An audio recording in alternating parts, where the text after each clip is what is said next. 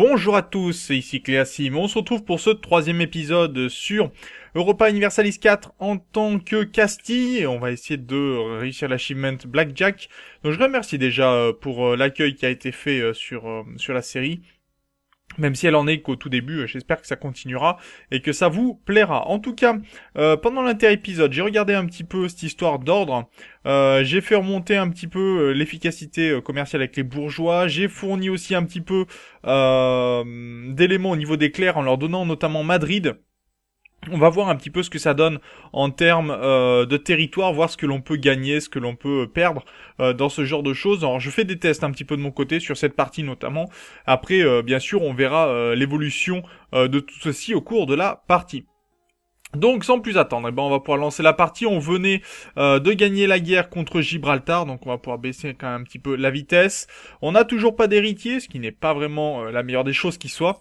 On va voir si jamais Milan venait à perdre son héritier, ça serait intéressant pour nous, mais c'est pas toujours aussi gagnant que ça. D'ailleurs, ils sont en guerre actuellement contre la Suisse, puisque la Suisse essaye... non, c'est le Milanais qui veut conquérir justement un territoire. Waldstatten qui est ici. Waldstatten, ok, c'est en Suisse carrément. Donc oui, très guerrier actuellement le Milanais. Très bien. Nous, on va patienter tranquillement que déjà nos territoires nous reviennent. On va pouvoir envoyer nos bateaux aussi du côté de Séville. On va pouvoir augmenter d'ailleurs, je crois que niveau bateau, on peut augmenter d'au moins un bateau. Donc c'est ce que l'on va faire tout de suite, si j'arrive à attraper ma flotte. Voilà, qui devrait me permettre de gagner un peu plus d'argent de ce côté-ci. On vient de perdre un conseiller. Pas de souci. On va essayer d'avancer aussi nos différentes puissances pour pouvoir progresser, notamment de ce côté-ci, pour pouvoir explorer, pouvoir partir en conquête de nouveaux territoires.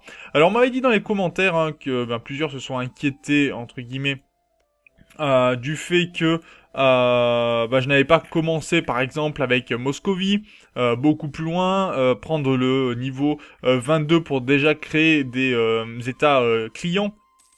Ce qui demande bien sûr d'avancer beaucoup plus le jeu, mais c'est moins intéressant d'avoir déjà le truc tout prêt pour pouvoir réussir l'achievement que de pouvoir le créer. Alors c'est sûr, il y a plein de méthodes pour certains achievements, on peut prendre carrément les solutions qui nous approchent au plus près, et c'est bien évidemment le plus simple, mais après on peut aussi contourner ce genre de choses. La Bourgogne, conquête bourguignonne de Barrois. Tiens, Barrois qui essaye d'attaquer... Donc la Provence qui actuellement est toujours en attente d'un héritier.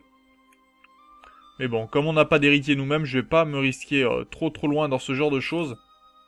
On va faire en sorte quand même d'améliorer peut-être nos relations avec le Portugal. Le Portugal qui a toujours un petit... Philippe qui pourrait étendre notre glacis.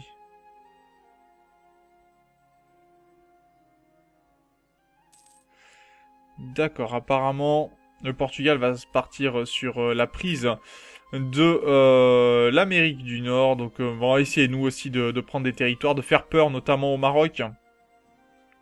Menacer d'une guerre certains pays, ça pourrait être intéressant, voir ce que l'on peut remporter pour le coup. Ça pourrait s'avérer bien utile.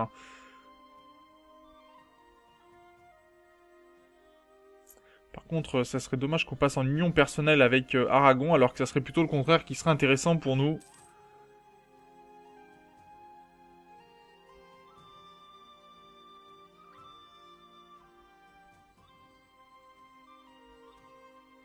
Ok, il y a quelques paix du côté... Il y a beaucoup de guerres quand même en Europe en ce moment.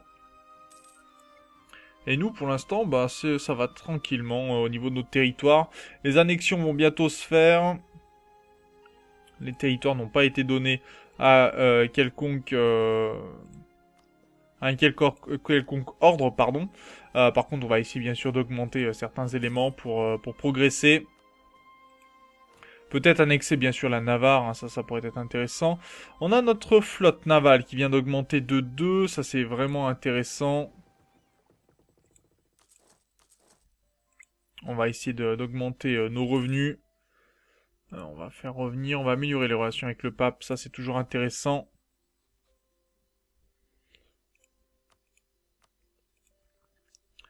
qui pourrait nous permettre d'améliorer vraiment nos relations. Il nous faudrait monter aussi notre stabilité pour permettre la conversion des différentes régions. Accroître notre prestige, annexer Navarre. On va passer à 52 prestige, donc ça veut dire qu'il faudra attaquer Tlemcen. Est-ce que ça serait vraiment envisageable, ça de ce côté-ci, la Castille, la Provence. Toujours pas d'héritier, de ce côté-ci. Très bien. Est-ce qu'ils accepteraient un mariage royal?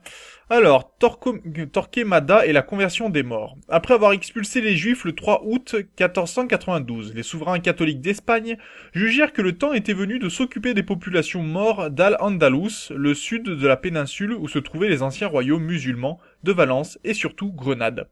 Avec le rétablissement de l'Inquisition dirigée par Thomas de Torquemada, l'Espagne devint un pays d'une ferveur extrémiste, où même les travaux d'agriculture et d'artisanat étaient considérés comme des corvées indignes des chrétiens.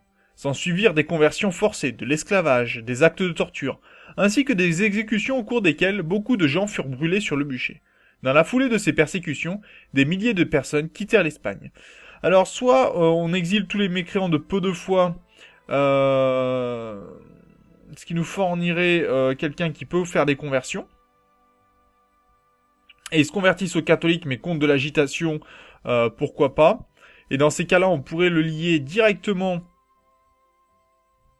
désir de réforme catholique, modification, tolérance des hérésies et de propagande.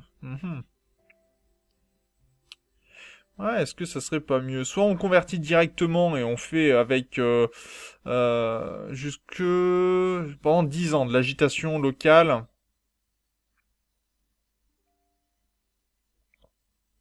Soit on a un coût de stabilité plus faible. Et si on essaye de jouer comme ça, est-ce que c'est plus simple quand même de convertir de ce côté-ci?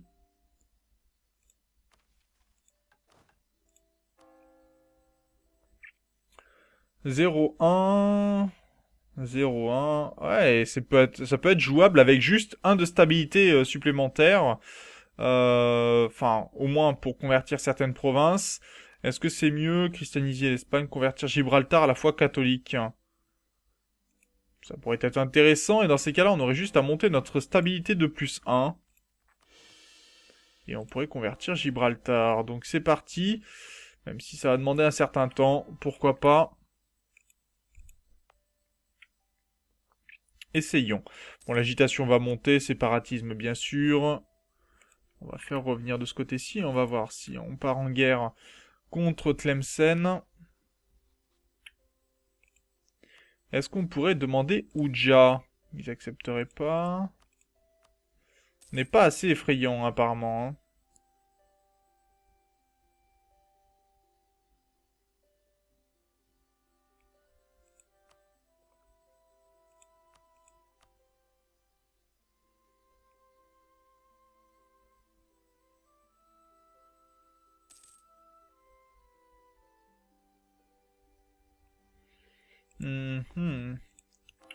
Ça pourrait être intéressant, mais pas forcément au niveau que l'on espère.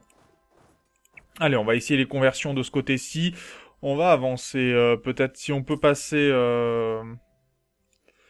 Si on peut faire avancer un petit peu. Alors, comment ça se passe de ce côté-ci? La Provence, toujours contesté. Mais il est jeune, hein, donc c'est pas intéressant dans ces cas-là. 20 ans, il a tout à fait le temps d'avoir un autre héritier. On va améliorer les relations avec la Castille pour pouvoir l'annexer. On va améliorer les relations aussi avec le Portugal. Bon, notre souverain, ça serait bien d'avoir un héritier quand même, pour le coup. T'as 31 ans, c'est très bien, mais... Le problème, c'est que plus il vieillit et moins on a de chances d'avoir un héritier plutôt âgé, enfin qui sera pas trop jeune en tout cas et qui pourrait nous poser problème. C'est surtout ça qui m'inquiète.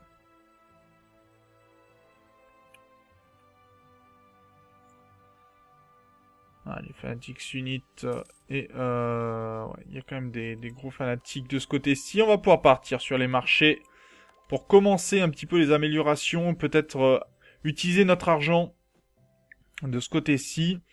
Alors, les bâtiments, les marchands s'inquiètent. perdre en portée ici. Par contre, qu'est-ce que l'on pourrait gagner? Point 80, là ça serait intéressant. Point 40, ça serait intéressant. Point 60 également. Et là, on va utiliser notre argent pour essayer de remporter encore plus de revenus. On pourrait pas avoir un événement pour pouvoir convertir, pour pouvoir... Quoique, est-ce qu'on n'avait pas un... Efficacité commerciale, puissance des missionnaires, bah voilà, ça c'est très bien ça. Voilà, qui est beaucoup mieux. Et on va inverser la courbe de conversion plus rapidement, comme ça. Pour 59, 3 ans pour convertir. Guerre entre l'Alsace et l'Autriche. L'Autriche qui commence à s'étendre d'ailleurs, hein, prendre pas mal de territoire.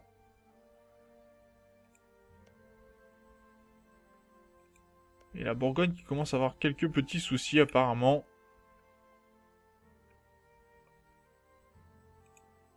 Comment sont nos revenus d'ailleurs? Est-ce qu'on n'aurait pas meilleur compte ici? Meilleure relation avec l'OTAN, c'est très bien, mais efficacité commerciale, ça pourrait être intéressant aussi, hein, pour augmenter nos revenus. On va construire un petit peu des armées. On est à combien au niveau des armées? On a trop de bateaux, mais pas assez d'armées militaires. Ok, ça marche. On va construire quelques armées pour dire d'être effrayants face à nos adversaires. 27, et on va mettre 2 cavaleries.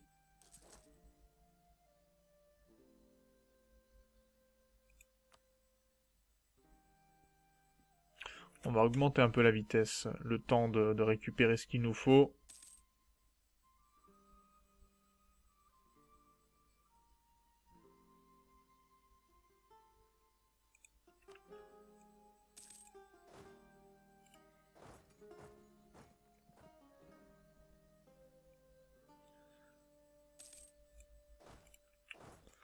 Ok, on va pouvoir avoir une cavalerie supplémentaire.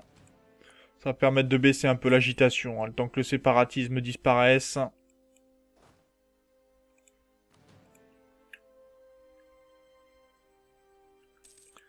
Et là, que nous dit Tlemcen? Si on le menace de guerre...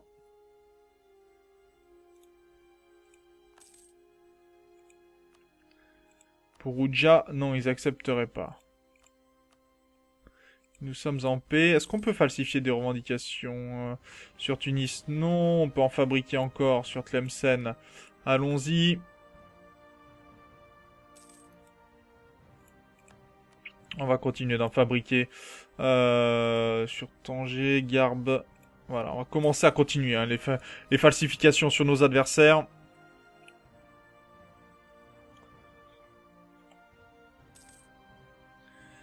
Alors, on avait dit un chevalier de plus.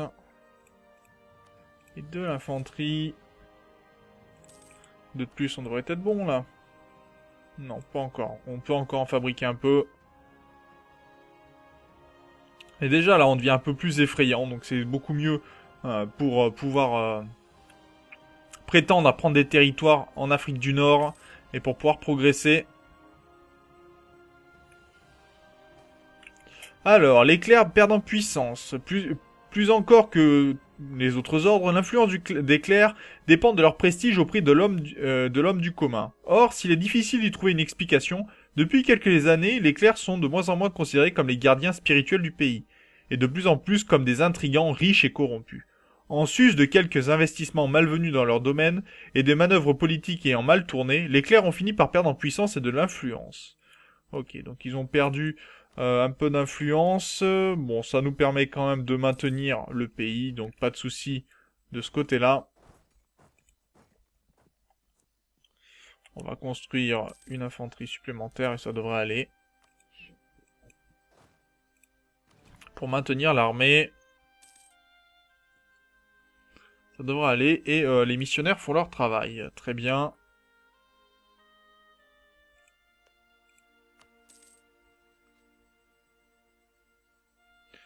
Le Portugal nous apprécie. Est-ce qu'on aurait des contestations intéressantes? Le Palatinat, non. La Provence, toujours, mais 22 ans.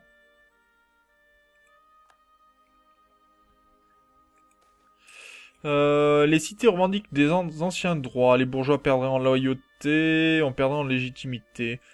Si on fait ceci, on perd en légitimité, mais on gagne en termes de développement. Vous voyez l'efficacité, le coût des développements qui diminue. Ça peut être intéressant quand on veut améliorer des provinces.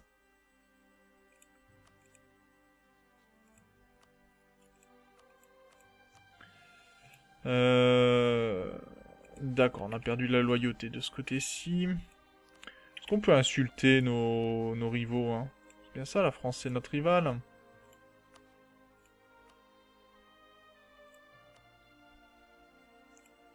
Alors, on va les insulter un petit peu. Ça permet de faire monter légèrement notre demande. Bon, on aurait un commandant sans frais d'entretien à 25. Faudrait arriver à pouvoir attaquer, pourquoi pas la France, attaquer nos rivaux, mais c'est un peu compliqué.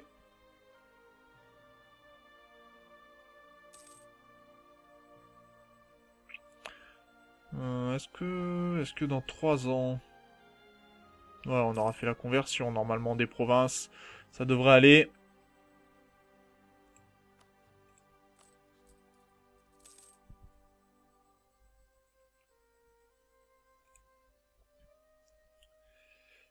On revendique des provinces. On va continuer les falsifications de ce côté-ci, si on peut.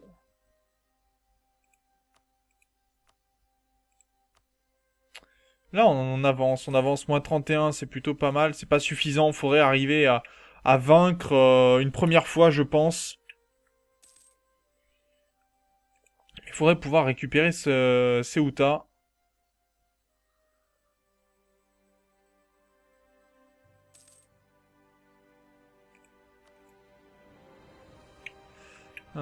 Qu'est-ce que on pourrait faire?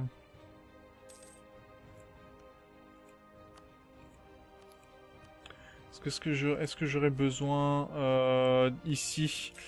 Non, on est à 4 relations, ce qui est déjà pas mal. Et le problème ici, c'est qu'on n'a rien d'intéressant à proprement parler. Aragon et Angleterre qui seraient en pleine guerre, fanatiques sunnites, bon 80%, pas de souci. Par contre, on n'a toujours pas d'héritier de notre côté, 34 ans. Ça pourrait poser problème.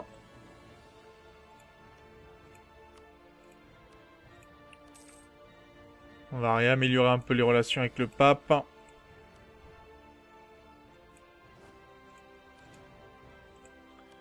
Alors, comment est-on de ce côté-ci? On est à la limite, on a un peu trop de bateaux, mais ça se tient. Ok, succès de conversion. On va pouvoir convertir une dernière province, à savoir Grenade. Est-ce qu'on peut avoir la conversion, christianiser l'Espagne?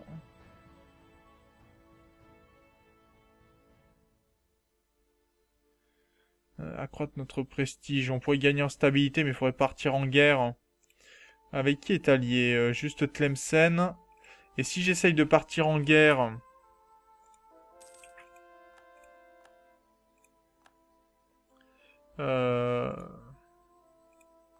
Ça m'intéresse pas. Si j'essaye de partir en guerre, on va voir contre le Maroc. Le Portugal et Aragon accepteraient de venir. Tlemcen aussi, mais sauf qu'on sera en trêve rompue, ce qui m'intéresse pas. Par contre, si je déclare la guerre ici, on pourrait avoir le Maroc. Et on pourrait essayer de récupérer Oudja. Et tous nos alliés, sauf le Milanais, accepteraient de venir. D'un côté, pourquoi pas? Je me dis... Ça pourrait être intéressant. Et on laisserait Grenade tranquillement. Est-ce que... on va attendre le soulèvement des fanatiques. Normalement, ça devrait baisser, ça, pas de problème. Parce que j'ai plus de fanatiques sunnites ici. Si, j'ai encore des fanatiques sunnites alors que c'est catholique. Ok, bon, on va attendre et puis on verra ça pour l'épisode suivant, je pense. Accroître notre prestige, passer à 50, ça serait bien. Christianiser l'Espagne aussi. Même si l'intérêt est un peu limité. Et là, on aurait bientôt le niveau supplémentaire militaire et le niveau en technologie administrative et donc des églises. Alors, un cardinal de l'autre côté de la frontière.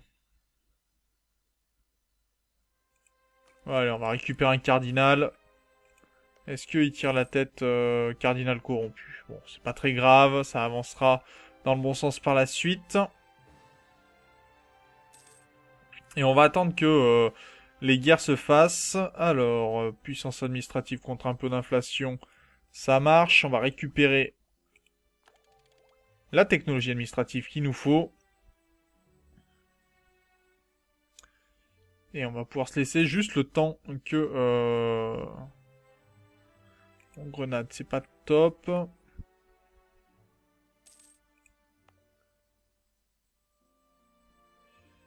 Mais ça serait bien de pouvoir attaquer... Jusqu'en juillet 63, c'est long, hein. Et la Navarre, on les a vassalisés quand? Vassalisés en 448. Donc on pourrait annexer hein, directement la Navarre.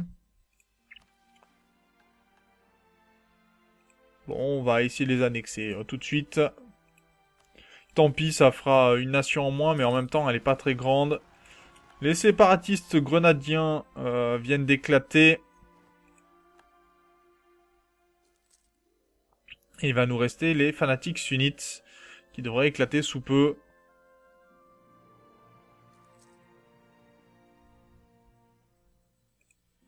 Et donc ça veut dire qu'on pourra lancer ici la conversion. D'accord, ça marche. Et on va pouvoir partir donc en guerre tranquillement contre Tlemcen dans le prochain épisode. Donc j'espère en tout cas que cet épisode vous a plu. N'hésitez pas bien sûr à commenter, à partager la vidéo. On se retrouve dans le prochain épisode. D'ici là, portez-vous bien. Salut!